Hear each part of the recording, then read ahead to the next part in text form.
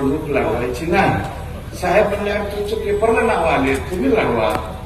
ही गंमत का करायची होती? कारण त्यांची सगळ्यांची एकी राहिली पाहिजे म्हणून मी ती गंमत केली होती. दुसऱ्या दिवशी 9च्या 9 जाऊन म्हणले ही निवडणूक आम्ही लढवू शकत नाही, ही निवडणूक तुम्हाला लढवा. आणि त्यावेळेस मला मुख्यमंत्री पंकजाताई त्यावेळेस ग्रामविकास मंत्री होत्या, त्यांनी सुद्धा एक 10-15 दिवस त्यांचा सगळा कार्यभार जो आहे तो बंद करून त्या निवडणुकीमध्ये लक्ष घातलं होतं. आणि सगळ्यांनी, सर्व नेते मंडळींनी जे म्हणून, आता जे माझ्या विरोधात होते ते विरोधातच काम करणार नाही, त्यांना मी दोष देऊ शकत नाही, कारण त्यांचा पक्षाचा उमेदवार होता. एक तर मूळ पक्षाचा जो उमेदवार होता त्यांनीच विड्रॉल केलं. म्हणजे नवरी जी आहे त्यावेळेस मंडपापर्यंत आली, पण हार घालायच्या आधीच पळून गेली, बाजूला झाली. आणि नंतर दुसरे नवरदेव उभे केले त्यांनी, दुसरी नवरी उभा केली. ती उभी केली आणि लोकांनी मतदान केलं.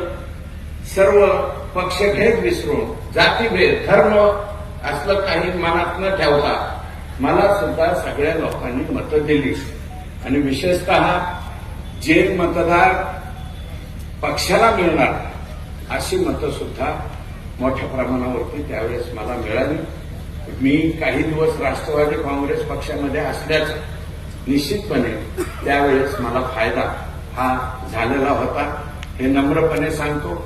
आणि याही वेळेस मुख्यमंत्र्यांनी उमेदवार देत असताना एक अत्यंत सर्वांना बरोबर घेऊन चालणारा, सगळ्यांच्या मध्ये मिसळणारा, ज्यांनी 3 टर्म आमदारकी स्वतः ते लढलेले आहेत, आमदार म्हणून राहिले. एक टर्म विलासराव देशमुख साहेबांच्या मंत्रिमंडळामध्ये मला वाटतं राज्यमंत्री म्हणून सुद्धा साहेबांनी 5 वर्ष त्या ठिकाणी काम केलेलं आहे. आता या स्टेजवरती राज्यमंत्री म्हणून काम केलेले आम्ही 4 लोक आहोत. आमच्यात बसवराजी राज्यमंत्री पदाच्या बाबतीत सिनियर आहे आमच्या सगळ्या. नंतर बदाम आबा सिनियर आहे, मला वाटतं आबा सिनियर असतील, कारण ते 95च्या नंतर त्या कालावधीमध्ये 4.5 वर्ष. नंतर 99ला बसवराज होते, नंतर प्रकाशदादा झाले आणि नंतर मी सुद्धा 1.5 वर्षासाठी राज्यमंत्री त्यावेळेस राहिलो. त्या 1.5 वर्ष राज्यमंत्री मताचा सुद्धा मला निश्चितपणे फायदा झाला.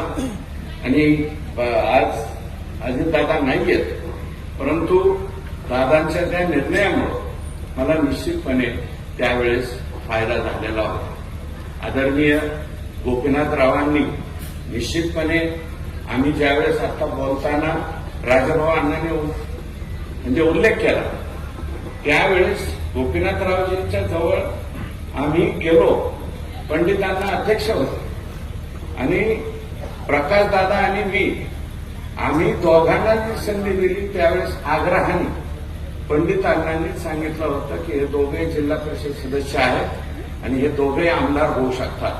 99ला त्यावेळेस प्रकाशदादांची जागा सुटलेली होती, दादांचं म्हणजे इझी गोळींग झालं होतं तिकिटाचं. आमचं तिकिटाचं शेवटपर्यंत रांगडं चाललं आणि भाजपचा सगळ्यात शेवटी डिक्लेअर झालेला उमेदवार मी होतो.